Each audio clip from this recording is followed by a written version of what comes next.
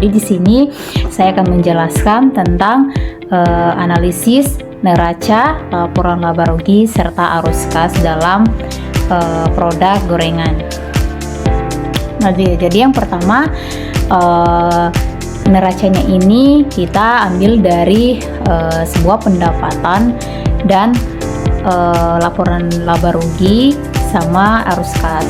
Nah, di sini pendapatannya dalam produk gorengan itu ketika kami hitung berdasarkan pendapatan dalam satu hari itu biasa mencapai 200 atau 450. Ketika kami hitung dalam satu bulan itu mencapai totalnya 800.000 atau 1 jutaan ke atas.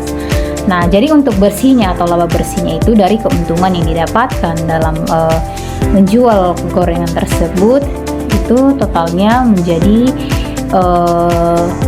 899.000. Nah, jadi itu total keuntungannya.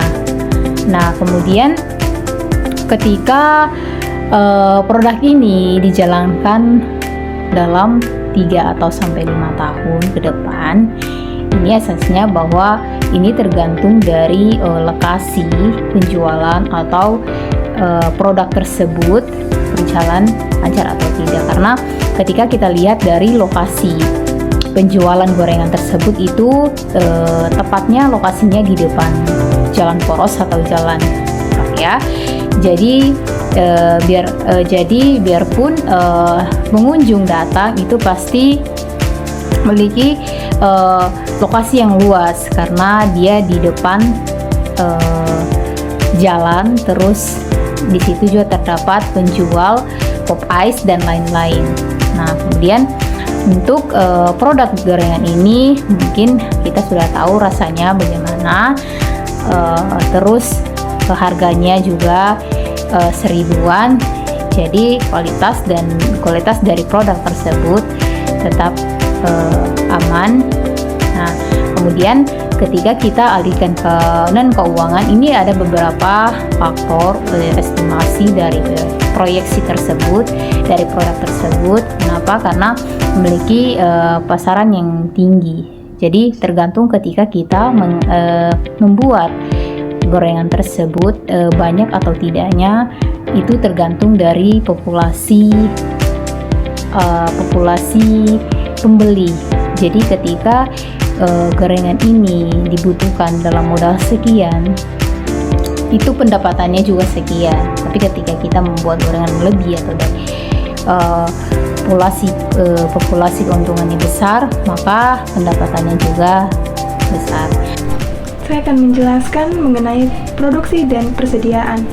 Rencana produksi, kapasitas produksi dari usaha gorengan kami total produksi 4.000-an produk per hari. Untuk proses produksi, setiap jenis gorengan memiliki proses produksi yang khas, seperti tahu isi, tempe, bakwan, pisang molen, dan potato curly. Teknologi yang digunakan, teknik dalam proses pembuatan gorengan ini mencangkup 3 aspek. Yang pertama, peralatan penggorengan. Yang kedua, teknik pencampuran adonan dan suhu. Mengenai strategi pengelolaan, persediaan bahan baku, dan barang jadi, beberapa strategi yang kami terapkan. Yang pertama, sistem just in time. Yang kedua, safety stock dan reorder point. Yang ketiga, pelatihan karyawan.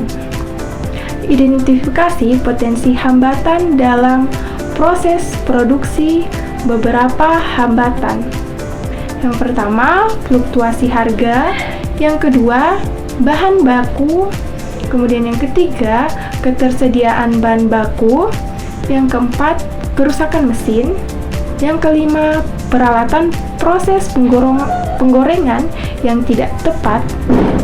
Yang keenam, lingkungan kerja yang tidak nyaman. Baik, saya akan melanjutkan terkait materi lokasi bisnis, di mana dari segi aksesibilitas atau lokasi geografisnya itu terletak tepat di depan Alfamidi Super Manggoro, mudah terlihat dan mudah dijangkau oleh pengunjung. Kemudian tempatnya itu berada di area lalu lintas, padat pejalan kaki dan pengendara. Tempatnya itu dekat dengan kawasan pemukiman penduduk yang relatif padat, terletak pada jalur utama yang menghubungkan wilayah utara dan selatan kota Palu. Kemudian juga memiliki akses jalan yang cukup baik dari pusat kota. Sedangkan untuk transportasinya, aksesibilitasnya menuju Alfamidi Super Mamboro ini didukung oleh ketersediaan angkutan umum yang melintasi lokasi tersebut. Kemudian mudah dijangkau dengan kendaraan pribadi. Untuk area parkirnya juga sangat memadai karena terletak di depan Alfamidi Super. Area parkirnya itu sangat luas. Kemudian dari sisi demografi, kalau dari karakteristik penduduknya itu mayoritas penduduk daerah Mamboro ini merupakan penduduk yang rata-rata usianya itu produktif, seperti pelajar, mahasiswa, masyarakat umum, dan juga karyawan kantor. Nah, kalau untuk komposisi penduduknya ini biasanya itu di daerah sana itu didominasi oleh kelompok menengah dengan beragam mata pencaharian.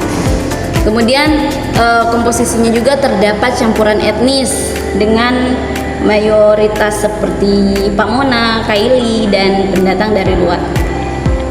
Nah, kalau untuk profil konsumennya itu biasanya masyarakatnya dengan tingkat ekonomi menengah, memiliki kebutuhan konsumsi yang beragam, konsumen yang responsif terhadap variasi produk dan promosi. Kemudian juga menyukai makanan ringan yang praktis dan terjangkau, yang membutuhkan makanan siap saji dengan harga yang lebih ekonomis. Kalau untuk segi infrastrukturnya, kondisi fisik lapaknya itu bangunannya semi permanen, dilengkapi dengan meja atau area penjualan. Kemudian untuk peralatan penggorengannya itu sangat memadai, juga higienis. Kemudian memiliki sistem penyimpanan dan penyajian sederhana. Kalau untuk kondisi lingkungannya itu lokasinya berada di area pemukiman dengan prasarana jalan yang cukup baik, memiliki jaringan listrik dan air yang stabil, dekat dengan fasilitas umum seperti sekolah, kampus, perkantoran, dan maupun rumah sakit. Kalau untuk fasilitas pendukungnya, dari segi cahaya atau penerangan itu sangat cukup memadai karena berada tepat di depan Alfamidi Super. Kalau untuk area pencuci peralatan itu ada air juga tersedia dan tempat sampahnya juga tersedia. Kalau untuk mejanya kami menyediakannya di lokasi tersebut. Selanjutnya kalau untuk perbandingan lokasi usaha, lokasi saat ini lokasinya kita berada tepat di depan Alfamidi Super Mamboro. Nah, kelebihannya itu apa? Yang pertama dari aksesibilitasnya tinggi, terletak di area lalu lintas padat, mudah terlihat dan dijangkau, dekat dengan pusat perbelanjaan. Kemudian area parkirnya itu memungkinkan pemberhentian sementara. Kalau dari sisi demografinya itu konsumen dekat dengan berbagai segmen konsumen. Aksesnya itu mudah bagi pelajar, mahasiswa, dan karyawan. Kemudian wilayah dengan kepadatan penduduk. Di sini saya akan membahas tentang tahapan proyek. Nah, tahapan proyek yang pertama kita persiapkan adalah perencanaan, yang dimana perencanaan ini kita memerlukan waktu selama 1-2 minggu. Nah, di situ kami melakukan analisis pasar, target, dan strategi. Selanjutnya kita melakukan persiapan. Nah, persiapan ini memakan waktu 2-4 minggu, yang dimana kita melakukan pengadaan bahan baku dan perizinan. Terus langkah yang ketiga kita melakukan pelaksanaan. Dalam pelaksanaan ini kita memerlukan waktu sekitar 4-6 minggu. Nah, di situ kita melakukan produksi dan penjualan. Terus tahap yang keempat kita melakukan monitoring. Nah, monitoring ini kita memerlukan waktu 6-12 minggu. Di situ kita melakukan pengawasan keuangan dan penjualan. Terus yang terakhir kita melakukan evaluasi. Nah, evaluasi ini kita melakukan selama 3-6 bulan, yang dimana kita menganalisis hasil dan perbaikan. Identifikasi risiko utama soal keuangan pada usaha. Nah, untuk yang usaha yang baru akan dimulai, dalam keuangan tentunya akan terbatasi oleh modal-modal yang akan kita mulai. Nah, disinilah para pengusaha diuji bagaimana kita mencari modal itu.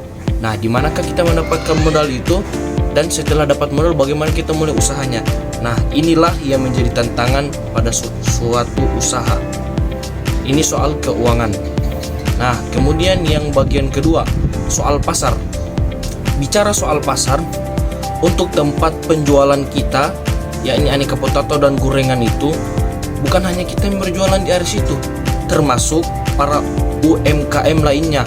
Di situ ada booth-booth yang berjualan. Nah, disinilah menjadi persaingan kita. Mereka ini menjadi kompetitor kita. Bagaimana cara kita untuk dapat bersaing di tengah-tengah para penjual yang lain. Nah, kemudian yang bagian ketiga, yakni bagian operasional. Nah, bagian operasional ini bagaimana usaha kita apabila sudah berjalan di tengah-tengah. Nah, kita ini kan bicara soal usaha potato dan gorengan. Nah, kita ini harus mencari bagaimana stok itu apabila di tengah-tengah itu berjalan terus-menerus. Nah, ini jadinya maksudnya ada pasokan utamanya untuk menyikapi apabila usaha itu di tengah-tengah kehabisan bahan stok makanan. Nah, itu untuk operasionalnya. Dan yang terakhir, yang keempat, yakni bagian hukum. Nah, kalau untuk bagian hukum, tentunya untuk usaha yang baru pertama kali dibuat harus ada perizinan usaha-usahanya. Nah, kalau di tengah-tengah usaha sudah berjalan, maka tentunya akan ada pajak yang akan dipungut oleh pemerintah daerah. Nah, untuk pajak itu tergantung dari berbagai daerah berapa persennya yang akan ditetapkan kepada pelaku usaha. Pengambilan keputusan. 1. Resiko keuangan. Alternatif solusinya yaitu memulai usaha dengan modal minimal. Dan kedua, mengajukan kerjasama dengan pihak lain seperti mitra dagang ataupun koperasi. Ketiga, mengoptimalkan arus kas dengan metode pembayaran tunai. Alasan memilih keputusan ini, memulai usaha dengan skala kecil, memungkinkan pengujian pasar tanpa investasi besar. Langkah implementasinya, memulai produksi dalam jumlah kecil, susunan rencana keuangan sederhana yang mencakup biaya operasional. Adapun yang kedua yaitu risiko pasar. Alternatif solusinya menambahkan nilai tambah pada produk seperti variasi atau saus pendamping, menawarkan harga kompetitif dengan promo menarik, dan menargetkan lokasi penjualan baru atau komunitas tertentu. Alasan memilih keputusan ini, nilai tambah pada produksi menciptakan diferensiasi yang menarik perhatian konsumen di pasar yang kompetitif. Langkah implementasinya, kembangkan produk unik seperti potato curry dengan varian rasa lokal, misalnya sambal mata dan rendang.